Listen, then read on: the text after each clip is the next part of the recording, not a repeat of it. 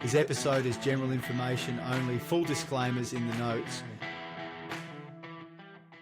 Welcome back to the Steak Dinner podcast.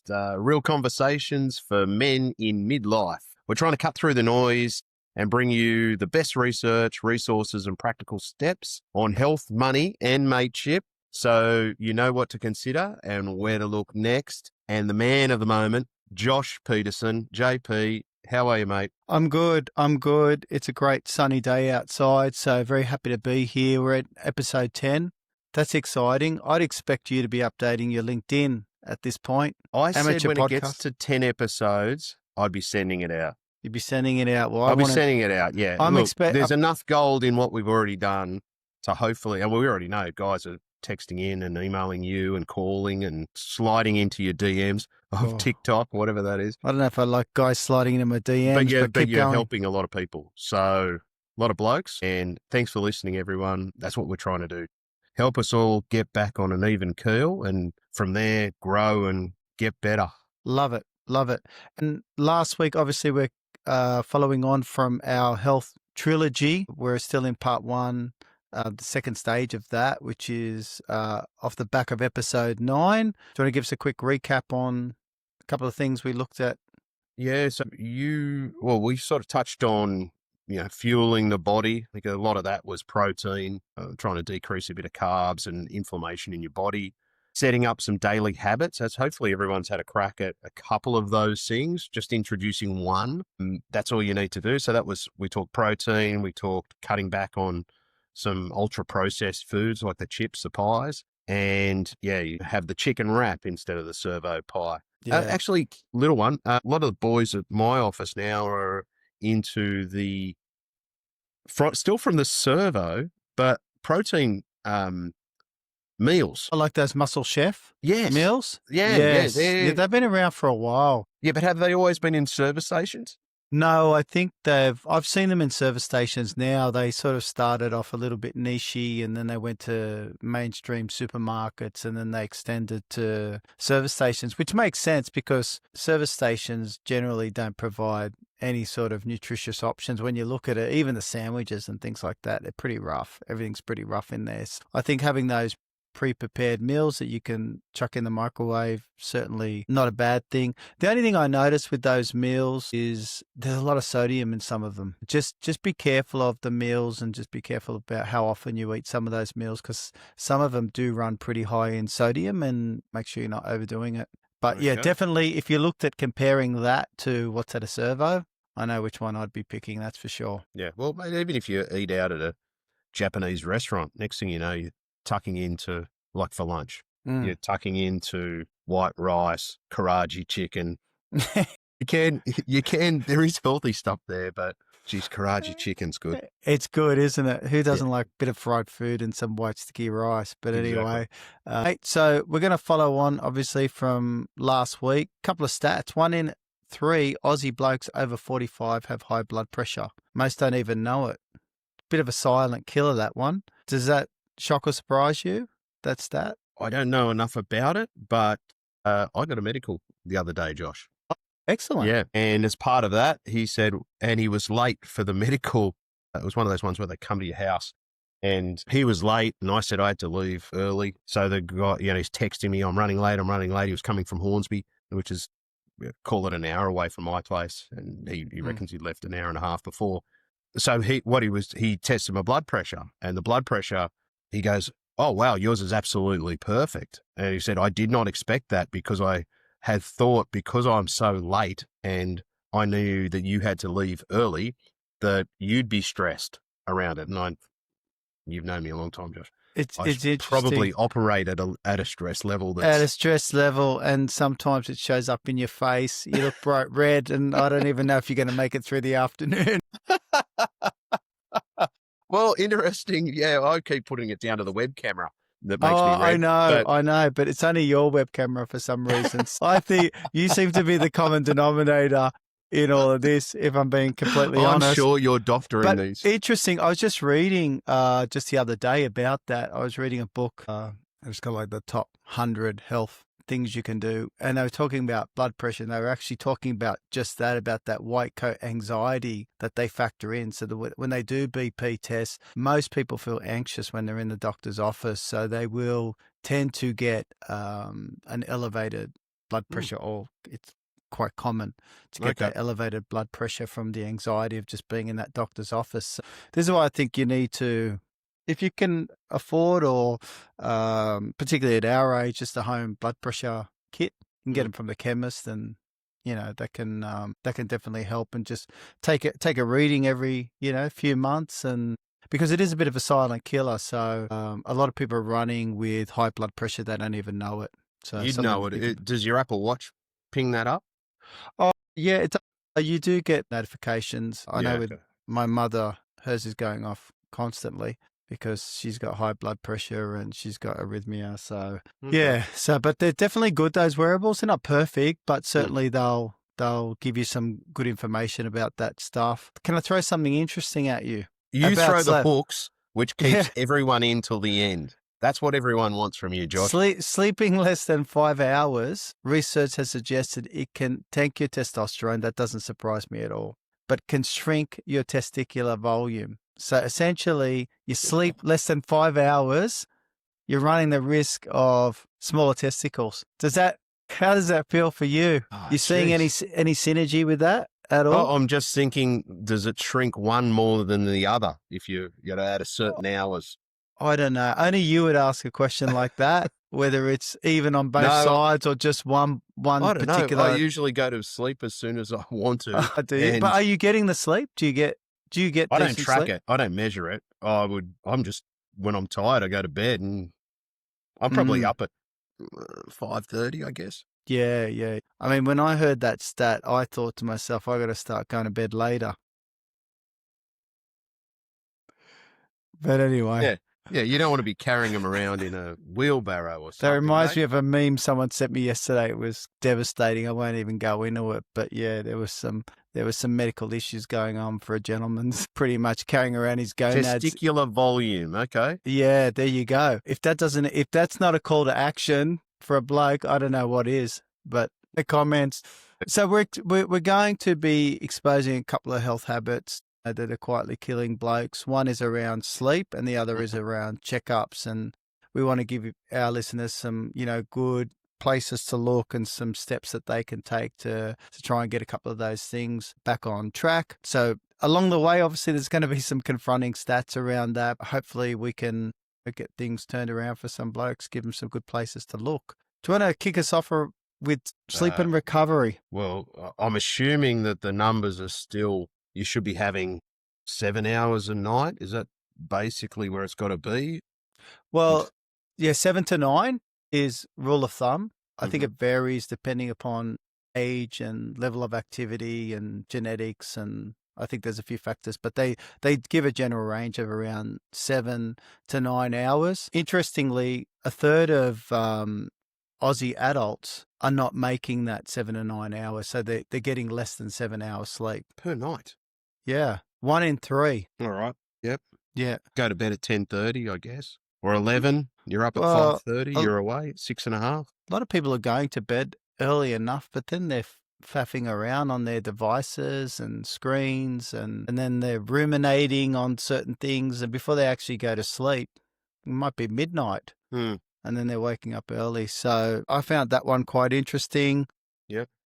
And men that get under 6 hours sleep every night have a higher risk of early death. Is that because of the lack of testosterone that they now have? I think a lack of sleep, because there's so much restorative value, both mentally and physically, with sleep. I think it just hits you from all places. So around 12 to 20%, depending upon the study, increased risk of early death if you get less than 6 hours. It's interesting. Back in the day, I think in Australia, probably internationally as well, there was a culture around sleep that, particularly with guys, the less sleep you could function on, the more masculine you were. True. Being able to operate. And I think people saw it as a one of those things where you come in and go, I only need 5 hours of sleep a night. I'm a hero. And I think, a lot of that's been pretty well debunked these days. I think even the manliest of men are recognizing that you really need to prioritize your sleep. Otherwise, you're going to run into a raft of medical issues around that. What else about, Not I guess, just smaller testicles. not just smaller testicles, but again, if anything's going to be a call to action, There's your action, boys. I think that's it. Let's go get those testicles growing again. We talked about alcohol too, and the relationship between alcohol and sleep and how it suppresses the quality of your sleep. That makes sense. Yeah, that makes sense. The quality, definitely. I know a lot of people have a couple and then go to, get a knockout, go to sleep. But I think you talked about it last week or the week before that, if you're having the alcohol, it does cut the real good sleep that you get. Yeah, which is the REM sleep, which is that rapid eye movement sleep, and that'll deteriorate by 20 to 30% when you drink alcohol. When you think about the processes going on, and again the restoration that goes on in that REM stage of sleep, and knocking 30% of that out, and doing that consistently, if you're a fairly regular drinker, you are pretty much running on fumes, and you're not really not even at your cognitive baseline when you think about it, because you're so sleep deprived. Yeah. Okay. Yeah. Sort of apply that to shift workers. So shift workers, I guess, if you're a nurse or someone who works through the night, mechanic or whatever, then if you're working a night shift, that's usually okay. But prison warden, another one, where you come back and after you've done your night shift, you can sleep for the 7 hours, but it's hard because it's mid-morning. You got to try to get to sleep. You're probably still wound up a bit. That would be difficult. And then I was thinking about firemen. I've got quite a lot of mates who are firemen, and they work 24-hour shifts.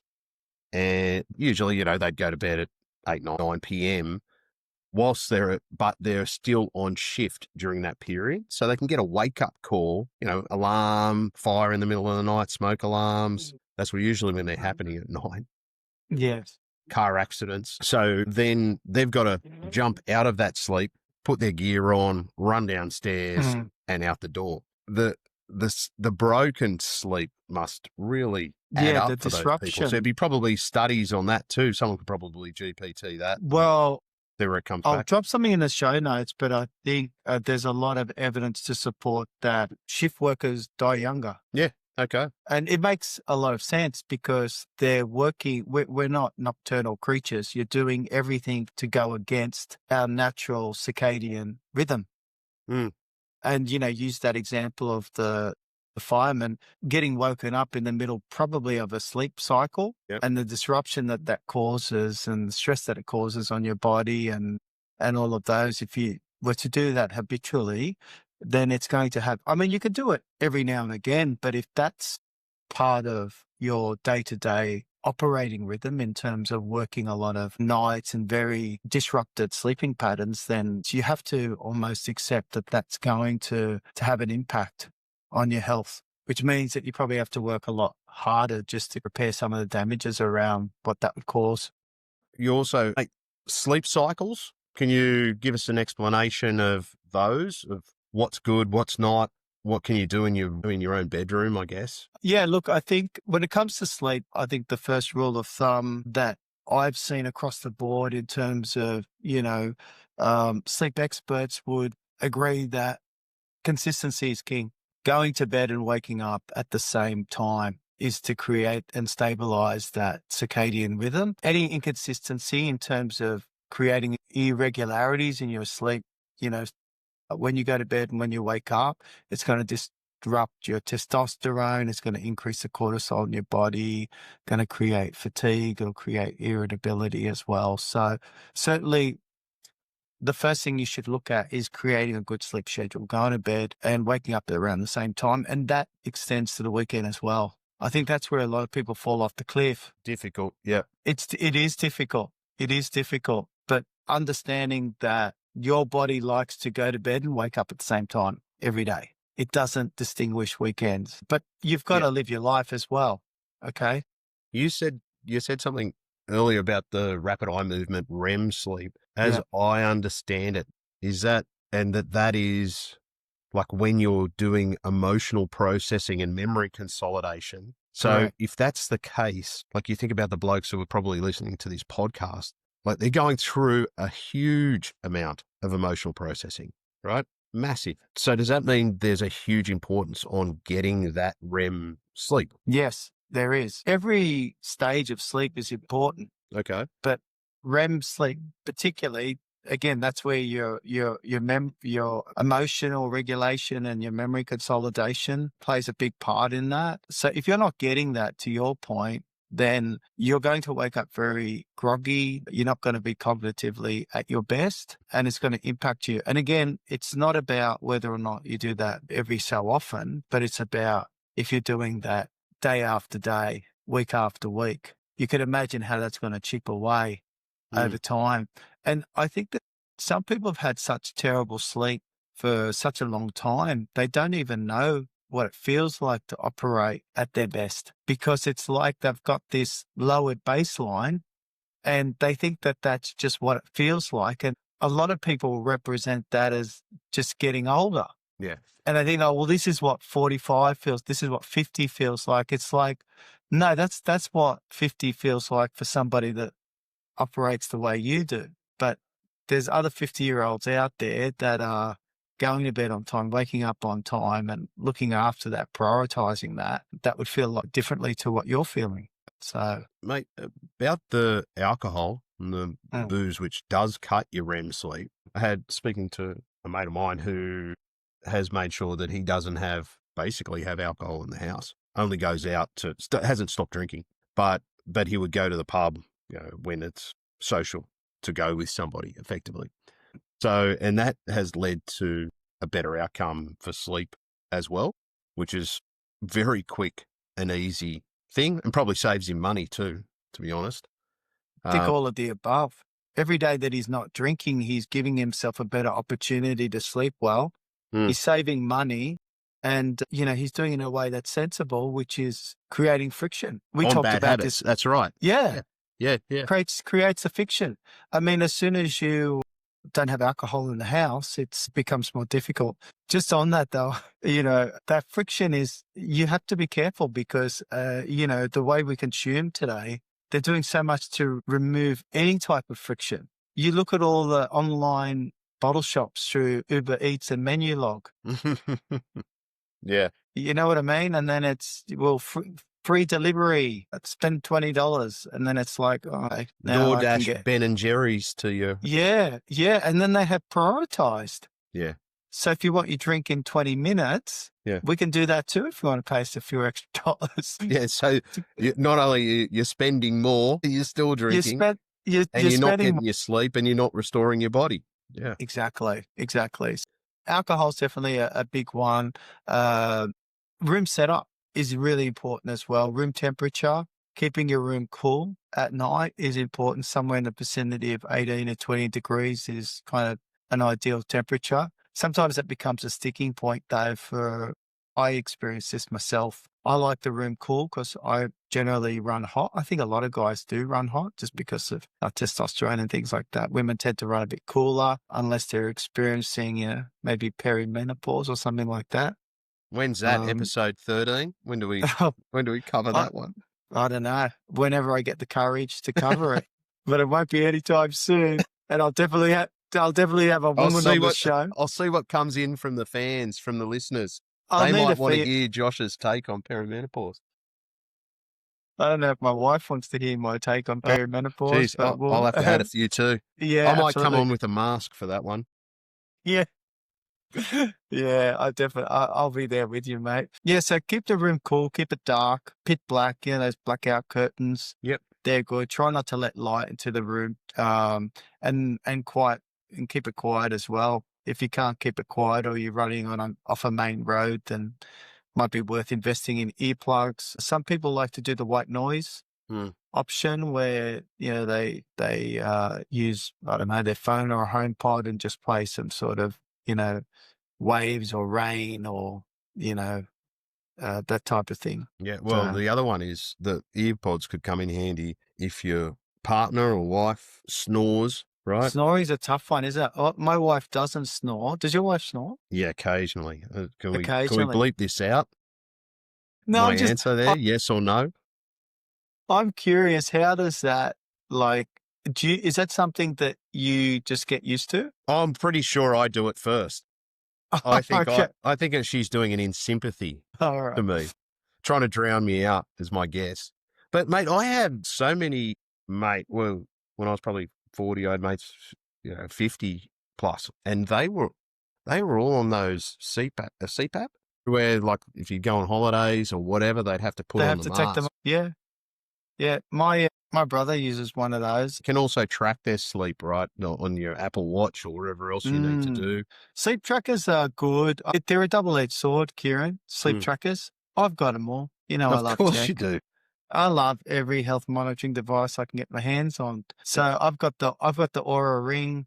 That's pretty well established for anyone that's kind of into sleep. They'd know about the Aura Ring, which is a wearable that will tell you how long you've slept for. It'll give you a sleep score. It'll tell you different sleep stages. But yeah, I've worn the Aura Ring and then I've worn the Apple Watch at the same time, and I get totally different readings. So the wearables are good. I was watching a sleep expert talking about wearables, and they were saying that wearables are good. For example, you wear a watch or a ring to let you know how long you've been sleeping for, and also your sleep consistency in terms of making sure that your sleep schedule is on point and how long you're sleeping for. He said they're very good at doing that. Where they start to fall over is tracking those different stages. Some when are you're good in for, REM and when you're not in REM. Exactly. Yeah, okay. Like the Aura Ring, for example, might be good at tracking deep sleep, but not as good tracking REM. And then the Apple Watch might be superior in another stage of sleeping. So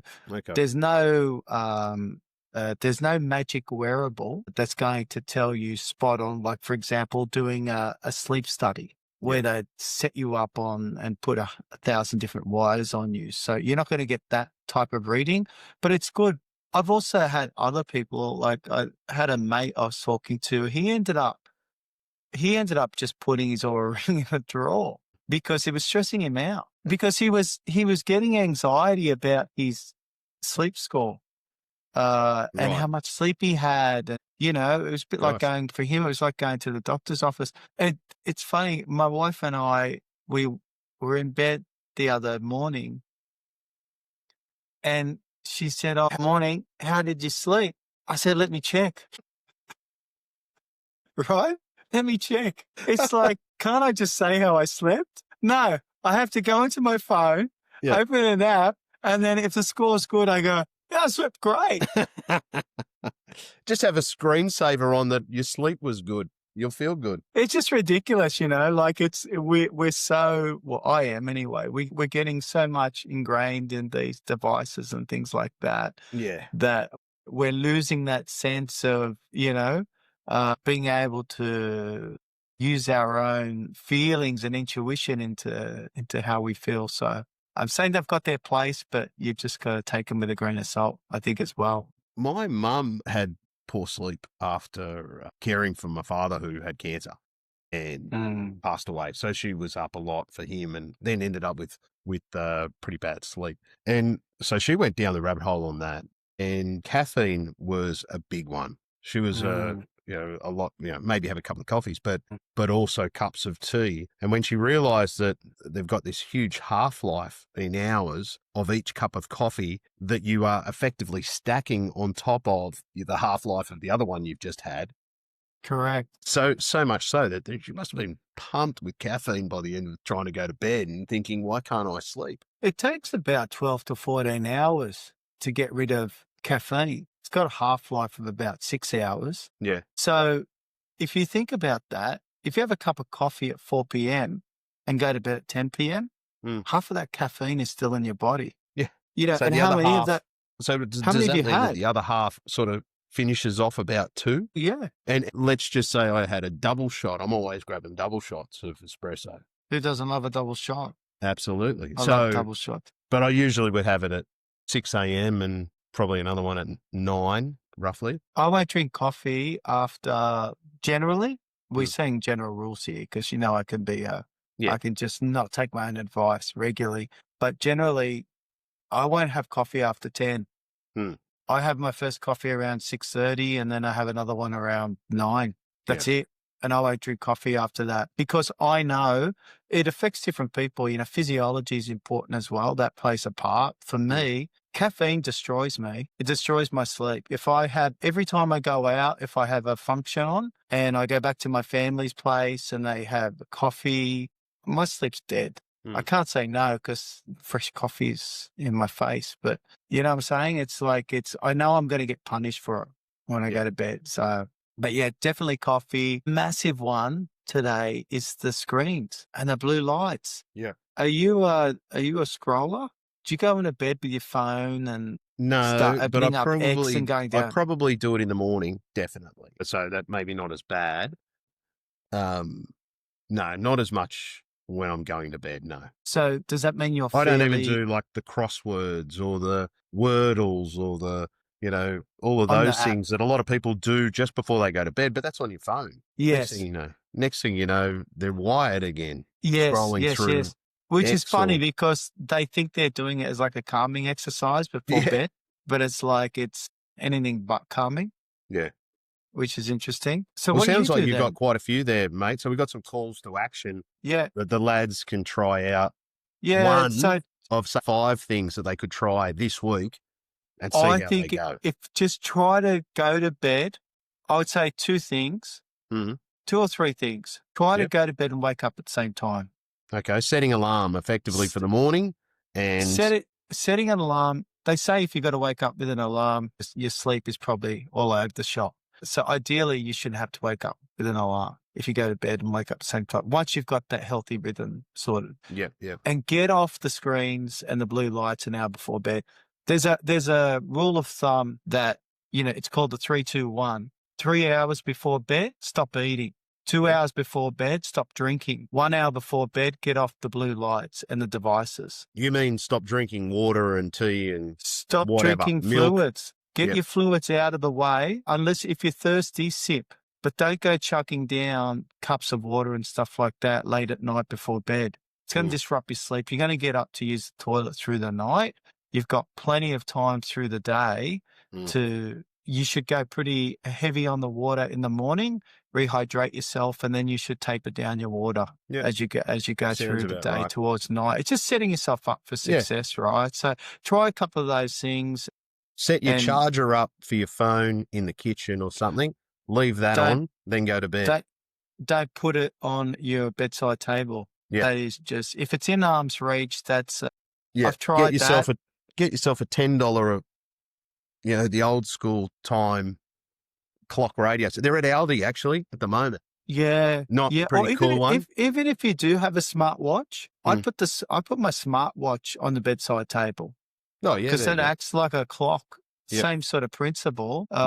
But I'm not going to be going to my watch. It's not going to provide any sort of level of enticement for me it's really just to get the time or maybe set an alarm. So try a couple of those things. If you want some additional resources, Sleep Health Foundation, that'll give you some good information around sleep hygiene and guides. There's a Better Health channel that is Victoria Gov promotes that. There's the Black Dog Institute as well, because a lot of sleep issues tie into depression, right? So we'll put those, and great book is Why Sleep Matters by Matt Walker. He's a bit of a guru in the sleep space. So I'll drop that in the show notes, and that's about it. That's a good wrap on sleep. That's a good wrap on sleep. And calls to action, which are easy, right? Calls to action that are easy. Just try it for 1 week. See how you feel at the end of the week. Yes. Do it for a week and see how you feel, but you might surprise yourself. Small changes, big results. Josh, the other one, what's that? We spoke about it last week, that James Clear book.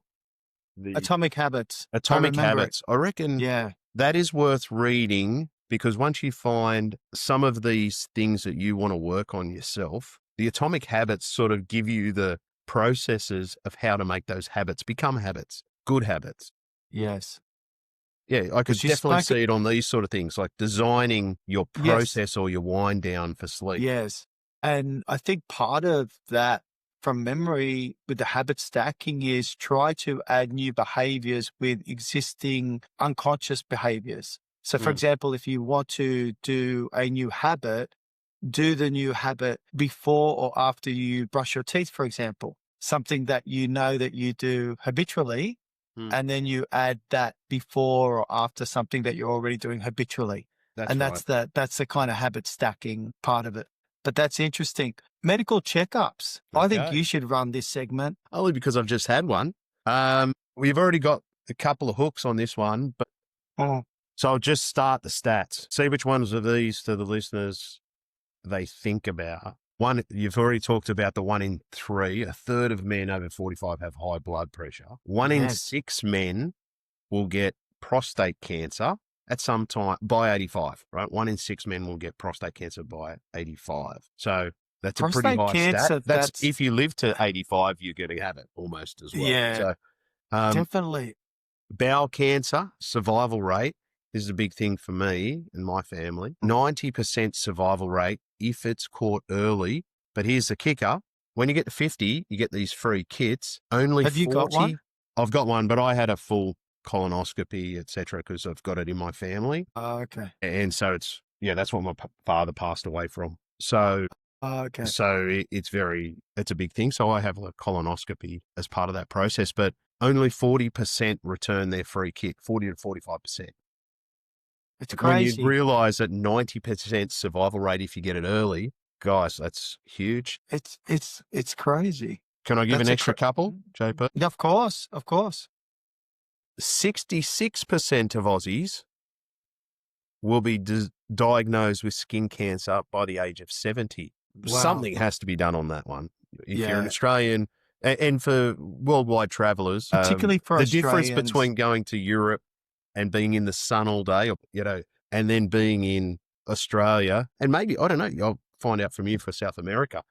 The sun, It's different, Kieran. it's different here. It's different. We have one of the highest ultraviolet rates in the world. And a lot of people don't, particularly travelers, when they come to Australia from Europe and the other side of the globe, they expect the sun to operate the same way as what they're used to over there. And how many, you go through, when I used to work in the city and I'd go for a walk or a run around the botanical gardens and around near the opera house there, you see a lot of backpackers and tourists out there. And in summer, you'd see some of these tourists absolutely frazzled. You see them on the beach. They spend the full day out in the Australian sun and they don't realize it. And at the end of the day, you can just see they look like Freddy Krueger by the end of it. They're absolutely smashed. So by when the you were sun. in South America, what was the sun burn like there? It was still strong, like in Cartagena. It was still strong, but different strong. Like it was 31, 32 over there every day. But you could you could lie out in the sun for an hour, no problems at all, and then come back the next day and lie out in the sun for another hour, and you would just wake up browner. Yeah. Okay. Whereas if I did that here, yeah. I'd So probably it's be basically down. over Australia that this is the Well, problem. I think I'm not sure that's just Australia, but certainly Australia is just one of those regions that are just absolutely savage with the ultraviolet Oceania, light. maybe. The Oceania. Yeah. Yeah, absolutely. Now I've got Yeah. one, and I'll give you the stat and then try to apply it in your own head or apply it in your real life, right? 1 in 8 Aussie men experience depression each year. So 1 in 8. So do it this way. That's each year. It's not the same people, Kieran. What's that? They're not the same people. Yeah, Like 1 in 8 is, and that's this year. And then it's another 1 in 8 next year. That's correct. So what I was about to say to you is you sit down at the pub in a big group of blokes, 8 of you sitting around. One of the blokes at that table has experienced depression this year. The next year when you catch up on Melbourne Cup Day and you sit round with the same 8 blokes, one of the 8 has experienced depression that year. Next And how do you know? bloke, it may not be, and I'm using a bit of statistical averages for that. 1 in 8 guys on that. 1 in 8 men, Aussie men who are on your video call. I has think we experienced just, depression that year? I think men are just, I think from such an early age, it's that, I don't know if it's that British stiff upper lip sort of culture that we've inherited, but I think it's fairly international. Men are Mm, just, I guess, conditioned and raised to suck it up. And the most manly thing that you can do is to get on with it and don't complain and don't show emotion, don't show weakness, don't show any cracks. Again, it's one of those things that you see the fallout in that. We've spoken before about men's suicide rates being 3 to 1 in our age group compared to women, and again, if that stat was the other way around, it would be a national crisis, for sure. right? And it's not because and that's not a slight against women. That's actually a compliment to say when women are in trouble, they bring awareness and attention and they communicate and try and solve those problems. Men suck it up. Kieran, you look at, one thing that, and again, this is not a slight against anyone or anything, right? But you got guys playing in pink jerseys to support women's breast cancer, but they don't do anything about prostate cancer. Do you see a prostate cancer round for men? I don't think there is one, Josh. Well, why is it? Why is it that they're throwing on but you know what I mean? It's like you Would it got be to a brown support. jersey? Well, the only one that could really do it is the Panthers. Yeah, The chocolate Penrith soldiers. Panthers. They could pick this up. But it's just an example of, that makes me, and again, I'm not throwing shade at any of this. I think it's great, but it's like that you should also be bringing equal attention to men's health issues. Have a prostate cancer round. Have a prostate cancer fun run. Do you know what I mean? I think there's got to be more open discussions around these types of things. Anyway. No, that makes sense. I was going to say that you were talking just there about cracks. Mm, That most blokes just don't let anyone else know what's happening in their mm. life and stiff upper lip. But in Japan, they have this thing which I've heard about, it's a Japanese art form where you repair cracks in ceramics, so bowls and things like that. Kintsugi, maybe the Japanese speakers might be able to put that right. But effectively, it means you mend them, the broken pieces, putting them together, and they use like lacquer and gold and silver to put it back. So rather than hiding the damage, it sort of celebrates it and makes it into an amazing bowl or ceramic or Yes. whatever else, Yes. right? So I just wanted to maybe say to you, like, just that example you're saying is, if you're starting to crack, I've seen blokes that actually break, right? Yes. It's better to acknowledge it and with, your close mate or whatever, whoever you've got, to acknowledge that crack and then, work together and repair it. You're coming back stronger. That's 100%. You don't want to break all the way through. Fracture can go all the way through until it's completely gone, Yes. right? Yes. So, And cracks are a part of life too. Having like the mindset that, cracks will inevitably happen in your life. If you're living a full life and you're trying to get out there and not be a sheltered workshop, then you're going to put yourself in situations which will inevitably expose you, and sometimes those situations will cause you distress, but it also means that you're living a life. And that's part of the human condition. So we're all going to get life cracks means in you'll our life. fail. You'll fail at something. You're Michael gonna Jordan fail. fails. Well, All again, these guys have failed. I try and tell my kids, you probably fail more than you'll succeed statistically. Yeah. And that's not a bad thing. It's just making sure that when you do succeed, you succeed at the right things, and they'll, and that you're running on a net positive in life, I think is but just trying to walk through your life thinking that there's no cracks in your life, I think is probably not the healthiest way to go. But yes. You talked about the blood pressure and cholesterol. The other one was the Heart Foundation survey that more Aussie men know their football ladder than their blood pressure. Yeah. I'm guilty of that. I know. I just It's know crazy. whatever my blood pressure is, they usually say it's good, but I don't know. Wouldn't have a clue what it is.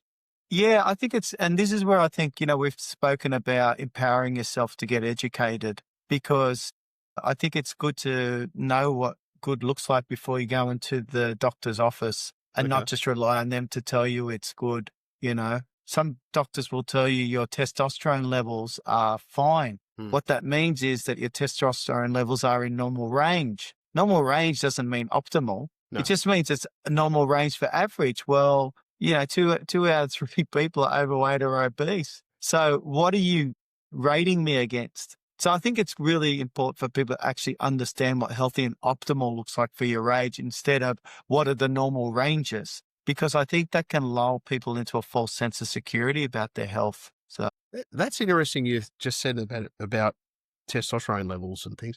There was a guy, an actor, and he was in Captain America, and he's been in a few with Mel Gibson and the rest. But he's ripped. I don't know what he is. He'd be 60, something like that, 58, probably ripped. Boxer. And he was being interviewed recently. Are you talking about Frank Grillo? That's the guy. And he got... Never heard of him. What's that? Never heard of him. Yeah. He came back and they were asking him, do you take testosterone replacement therapy, TRT, and he does. peptides? And he goes, yeah, I do. And he goes, I don't know why such a big thing's being made of it, because everyone out there is drinking alcohol, which is bad for your body. Everyone knows it is bad for you. There is no, everybody knows. Obviously there's fun social times about it, but for your health, it's detrimental. But people aren't taken to task versus testosterone, which is normal. It's naturally producing in blokes. Yes, I think and women, isn't it? Does testosterone? Well, yeah, women do have the testosterone running through them. It's just, they've got more estrogen running through their body, and it's part of the reason that estrogen, why they tend to live longer than men. Yeah. Right. But in terms of testosterone, I think it's just as a society, it's one of those things, it's people associate testosterone with, and it's really through lack of education. Yeah. They see it as, you're juicing up, you're taking roids. It becomes pushed into that category instead of, something that people can do with their health physician when their levels are low, because low testosterone absolutely smashes the body, smashes the brain, and it's not doing anything for your quality of life if your levels are running low.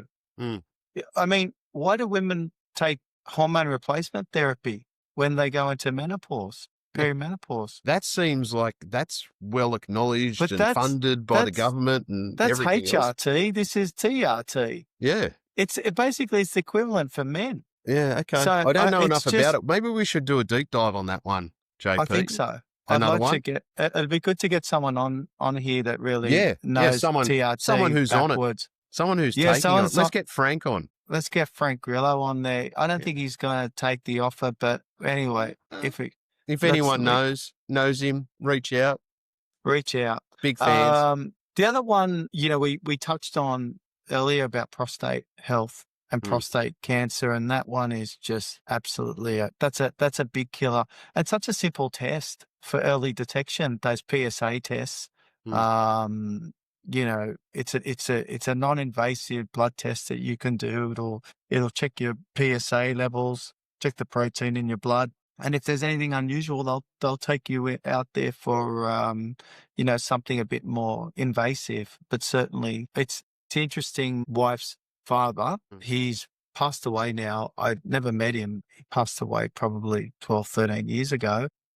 Of prostate cancer, and he missed one check 1 year. He would go routinely, and then he missed a year, and then he went back the next year, and all hell broke loose. So just an example of the importance of actually going and getting those checks done. So is that yearly for blokes over 50, 60? What is that? I don't know. I think it depends. You have to speak to your physician, but I think a lot of these ones, PSA, maybe over 40 or so, and then the bowel screening over 50. Yep. Skin checks, they're early. Skin checks, get one done. You can go to those cancer clinics, the dermatologists, and they'll do the mole checks and things like that. I mean, they're pretty well bulk billed, I think, too. I think most of it's bulk bill. Yeah.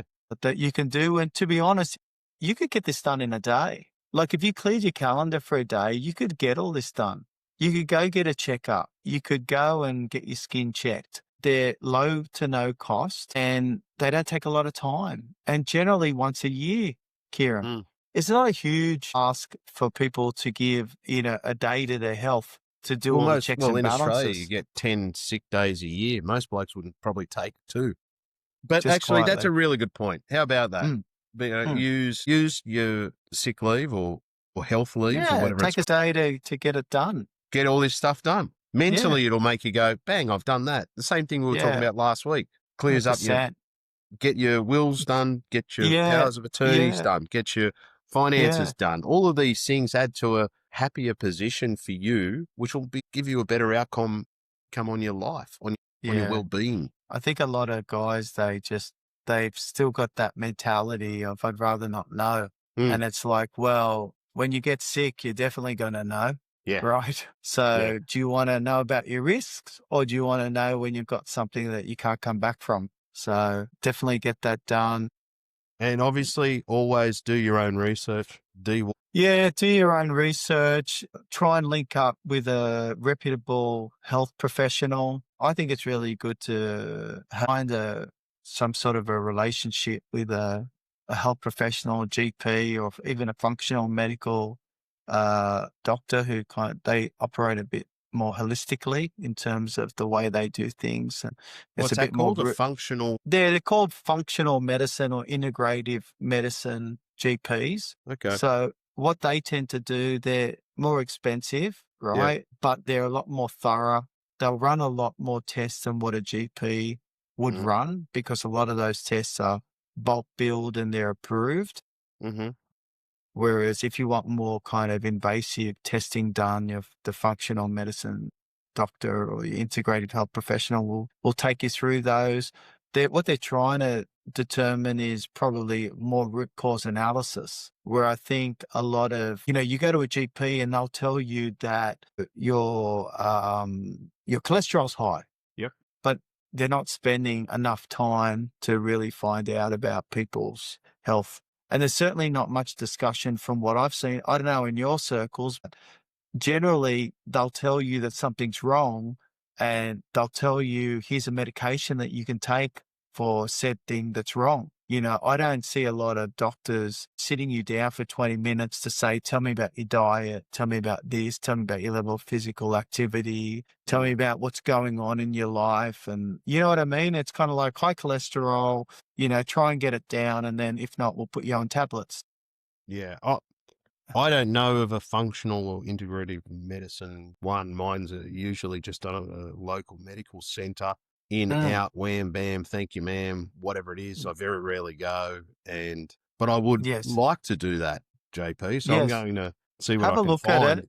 On the northern around. beaches, there'll be a few at the northern beaches way, mate, for sure. Okay. Yeah, I'll have a look. Yeah, all the Lululemons would be all over that. Okay.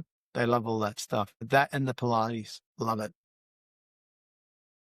Definitely, Okay. they've got that. So what are our call to actions, mate, on that one? Well, I think overall, you on the whole lot of what we've talked about, it's very easy. Just book a GP this month. Get that blood pressure, the cholesterol, the PSA if you're over 45, mental health if you need to. If you're over 50 and you've got one of those bowel kits, number 2, do that this week. If it's been sitting there, get it done. Get it done. Book a skin check before summer. That's easy. You'll be in and out. You'll be in and out, and you'll know. Ask them if they bulk bill. Most of them, I think, do. So check that. Yeah, bring around. See your dentist for sure. Get them to have a quick look over. Do a checkup if it's been more than 12 months. Ask a mate. You can, ask one of your mates to book theirs as well. Who knows? You might be saving their life, not just yours. Yeah, absolutely. So, I think it's good. really, really important to spread the word on these things, isn't it? As well. Yeah, and one of the things that I think you raised with me separately was the myhealth.gov app, which tracks all of your health things. I guess you're handing over that health information to your GP and be able to share it. Is that how that works? Yeah. So through the MyGov you're talking about. Yeah, I thought it was my health, but maybe that's wrong. So is this for just sharing all your medical history and all those Yes. types of things? Yeah. Yeah, you can do that. I think it's an opt-in Yeah, it's opt-in, situation. definitely. It's opt-in. It's through MyGov, and if you do opt in, I'll kind of pull all your health information together, all your visits, all your specialist appointments, all of your results from different things. It basically goes to a central location, and then whoever you're talking to has a holistic view of your health to you. That'd be And interesting to see all of the blood tests you've had over the last 20 years or however long they've yeah, got these I know. records. Some That'd be, people have, it'd be interesting. Some people have got some issues just around some of the privacy. yeah. All I'd say to that is, you say that and then you're on 5 different social medias. But anyway, Who have more information on you personally and your privacy. Yeah, fair call. correct. I'd rather the health professionals have that type of information, because I just think the more information they've got to play with, the better decisions they can make about your health, because they've Okay. got the big picture. Well, there's your calls to action, JP, I reckon. Yeah. And obviously the sleep ones we've already talked about. So the health Yeah. ones, got those. Yeah. And I think, again, we talked about, sleep and the checkups. They're not sexy things to do, but if you want a longer, better life, it's the way to go. Just really try one thing, ditch the nightcap before bed, and send back those kids, go to your GP, etc. The little steps, mate, always what drives the big wins, if you do enough of those little things. And then I think if our listeners can focus on that for the week ahead, a couple of those things, definitely a nudge in the right place. What about for next week, mate? What's going on next week? Into the double digits, into 11. Into 11, wow. Is it? Yeah. So Yeah, it'll be 11, yeah. Lucky 11. next week we tackle the mental game. So stress, mateship, depression. It may not be you, maybe one of your mates who's battling one of these things, one of these guys who need a bit of assistance, things to look out for in your mates so that you can help or in some way. The battles too many Aussie blokes are fighting alone. And this is effectively where Josh and I got started on the steak dinner pod around, guys, making sure guys are back on their feet and they know that they've got a good life ahead of them, rebuilding. So let's not fight it alone. So next, that's what we're going to be doing. It's about thriving next. It's about thriving. I'll back up that sentiment, mate. You have a great weekend, mate, and I'll catch you up next week. Cheers. Good on you. See you, buddy. Bye-bye. This episode is general information only. Full disclaimers in the notes.